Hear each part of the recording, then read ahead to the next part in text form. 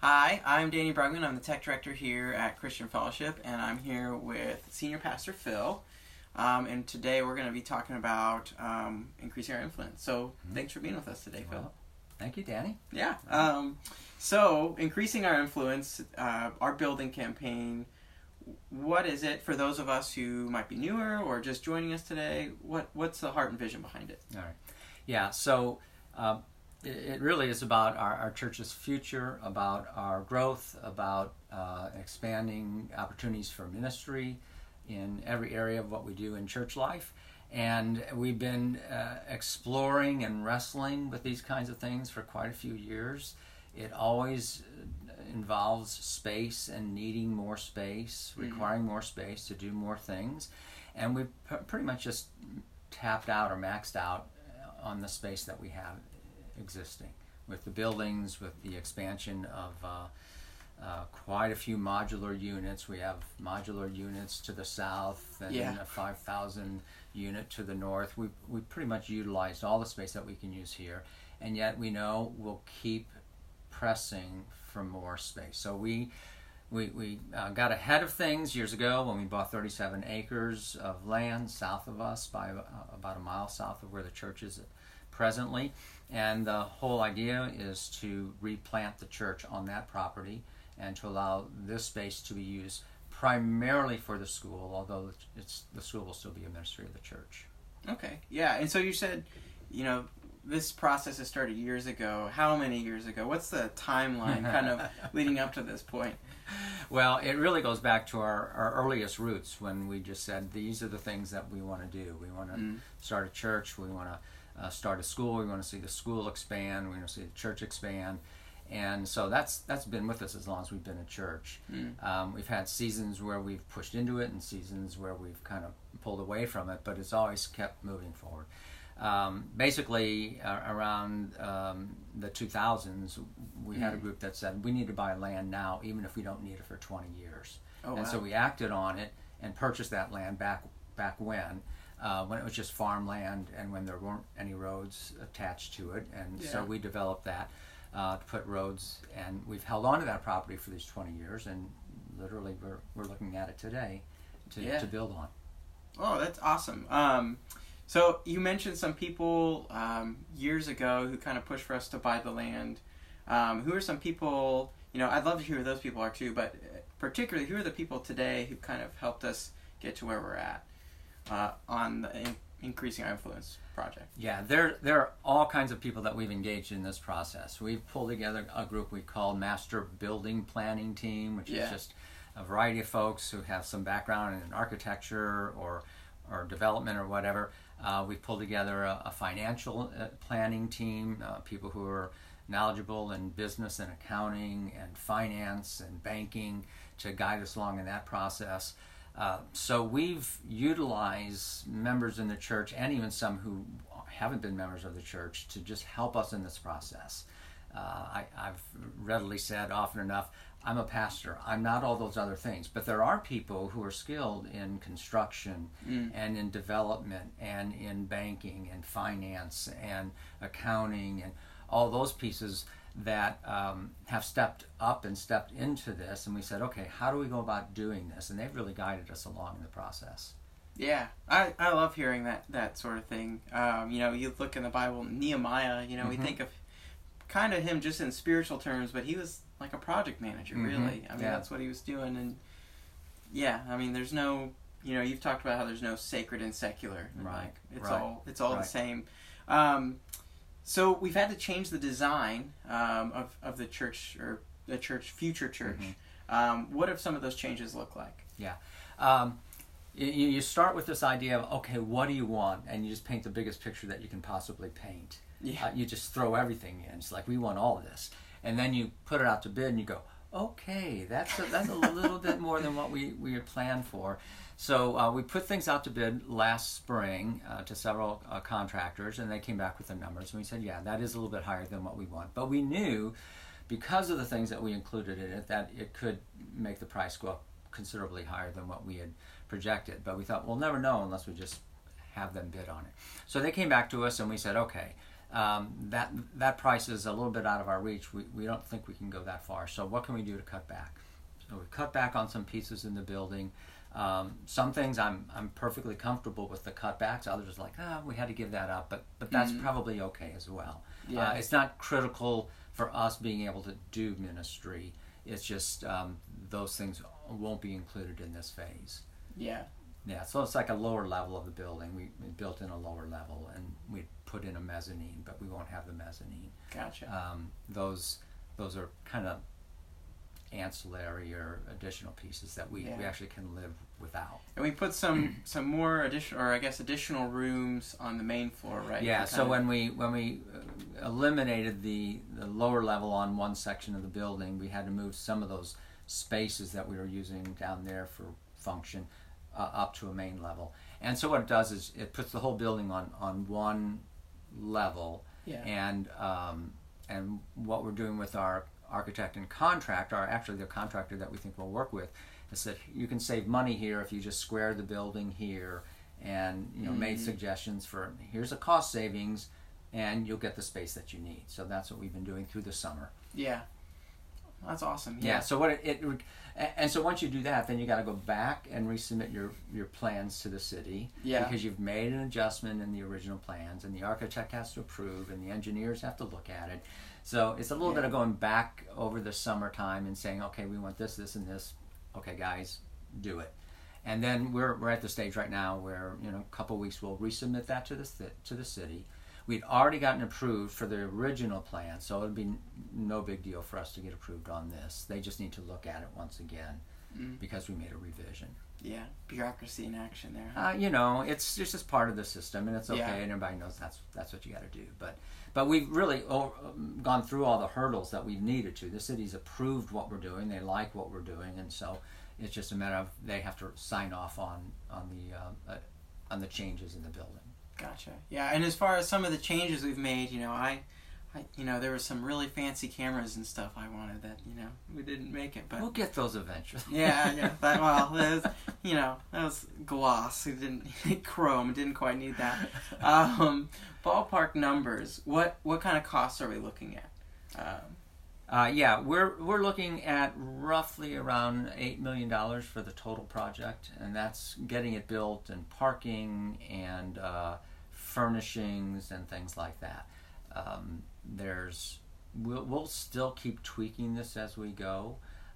In my mind, the way I want to tell people is we're replanting the church. We're not just moving it. We're literally replanting it into a new setting, into a new environment, and we're also keeping a building that we have in existence with a school that functions in it. So we want to leave pieces of what we own now in this building for the school to continue to use. So it's a little bit, if you move from one house to the next, some furnishings you take with you, some you don't, some you sell, some you buy new.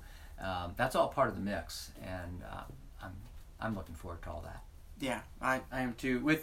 With how much we've collected in gifts, how much people have given, and how much people have pledged. How does that compare with that $8 million ballpark? Okay, so initially we said that we wanted to raise $3 million up front, with the idea that we would borrow $3 million. We thought possibly $4 or $4.5 in the borrowing phase, depending on what the banks would let us work with. We're at $2.6 million right now. We have still pledges outstanding that'll get us to just shy of $3 million. So we're pretty confident we'll hit that number. Yeah. One of the things that's interesting when we look at it, we've asked people to give pledges, but we've realized that we're not a pledging church. So of the 2.6 million, over 1 million came from people who did not pledge. They just said, I'm not going to stick a number out there, but I'm going to give. Mm-hmm. And so a pretty substantial amount of money has come in from people who said, we're not pledging a specific amount, but we're for this and we're going to give into it. So we're confident that we'll hit that $3 million number. The next hurdle or thing that we need to navigate is how much can we borrow and how comfortable will we be in making the payment on that loan.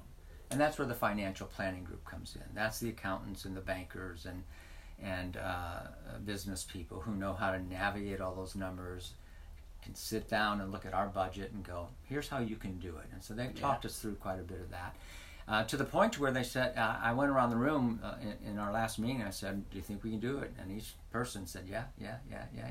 And I said, okay, I think this is it. This is what we're looking for. So we're ready to just move forward whenever we can get the pieces put together. Yeah. Was that the meeting Scott Boyd said this is significant, or was that a different No, that was the meeting. That was the meeting. Yeah, that was the meeting. He made us all pause. He goes, I think this decision just got made. We're going to do this. And we said, yeah, I think that's it. Mm-hmm. Yeah, I love hearing that story. Yeah, it is a good story. Yeah, it still has a lot. There's still a lot of pieces in play. They're all just part of the process. Again, our architects have to redesign. The construction company has to set the pieces in place. We have to talk to the banks. We're talking to the banks right now. Okay, what kind of rates can you give us? So we're actually kind of letting out a bid to the banks, saying, what's the best deal you can give us? So the banks are competing to get our business. We've got good credit rating, we've got good cash funds, we got a good history, so banks are willing to do business with us. Yeah, it's always nice when they come to you. Yeah, they're interested in it, and it's just a matter of, okay, who can give us the best deal. Yeah. So you mentioned the financial planning team. What are some strategies they've kind of recommended to us to make sure that they all gave their thumbs up, if you will. Mm-hmm. What are some strategies they've kind of given us moving forward? Yeah, it's interesting being in those meetings. Finance guys have a whole different way of looking at things than the average person. But they'll look at it in terms of, okay, how much cash do you have on hand? And you go, well, we have this amount of cash on hand. Now we say, it's all designated. They go, no, you have cash on hand. You have lots and lots of cash on hand. That matters. And then they said, so how much can you make comfortably in a monthly building payment? We'll say, well, we can make this amount. He says, you got this amount of money, you've got this kind of cash on hand. You'll have people continuing to give as you go along. Just in the building process, people will find enthusiasm to want to give when they see the building actually starting to come together. And then they've come up with some other ideas of, how can we break down a dollar amount that every family or multiple families in the church would go, oh, I can afford to do that. So I don't want to talk about quite yet, but down the road, it's like, this is the cost of a pizza. If you can make this payment, we can make our payment, sort of thing. But that's a little further down the road. We don't need to worry about it right at this point. But after they looked at all those pieces, they just said, yeah, this will work. And we said, good. Awesome. So you kind of talked about this already, but what's our timeline moving forward? What's the vision? What's our, what's the next step? Yeah. So when we submitted bids to contractors and then they came back to us, we kind of honed in on one who is a reputable contractor here in town, and we said, you've given us the best bid so far, but we need it lower than that. So they've been working with us wonderfully to lower. And they said, you can cut back here, or you can just change the way. Don't use this kind of steel, use this kind of steel. These things that they know that we wouldn't necessarily know. And so they've been doing all that. And then they said, if we can break ground, if we can get a contract now, if they can get a contract before the end of the year, that in itself will probably save us 10%, because after the first of the year, typically the price of everything goes up in the contracting industry. It's just the nature of things. Yeah. So they're saying, if you can pull all this together sooner, you'll save money in the long run, because we'll agree to this. All of our subs that are giving us steel and concrete, they'll agree to this price right now, but it won't last forever. Yeah. So if you wait too long, you won't get that better pricing. So we said, wow, that's 10% savings. I'll take that. So if we can get all those boxes marked and approved, we hope we'll launch this sometime this fall. Wow. Yeah. It's pretty exciting. It's like once the finance guys weighed in, and once the contractor guys like, this time frame looks like it's coming together on its own. Yeah. It's just a natural. This is the next step. This is what we should do. Yeah, that's really exciting. There's lots of moving pieces, but before we go, what's one thing we can pray into this as a church? As much as I like talking about this, and I do, and I found the whole journey to be fascinating and in its complexity and the highs and lows and all that, I want to keep turning our attention towards how can we as a church see the ministries of the church expand. What ways? How can we ask questions of ourselves? That how does God want to use us in a greater way? We talked about this building being a launching pad. It's really ultimately not about a building. That's a piece, significant piece. Yeah. But it's really about the ministries of the church moving to another level, having a greater degree of freedom to operate and become more creative and feel less restricted. And so the prayer would be, let's pray that it's not, the influence is just an influence that we would have as a church in our community and with all the different tentacles that we have in ministry, not only in the community but in other countries, and just watching all of that grow. Yeah. So yeah, that's my prayer, is that we'll catch a hold that God has something bigger for us than just what we have so far. And I believe that with all my heart, that He doesn't want us just to settle in, do church life, feel comfortable. I don't read the Bible that way. He just keeps moving His people, further out and further along, and I think this is just a part of it. Oh, great. Yeah. That's a great note to end on. That's all the time we've got for today. Thanks, Phil, All right. for Thank joining you, us Danny. today. Thank you. And we'll see you guys later. All right. Bye-bye.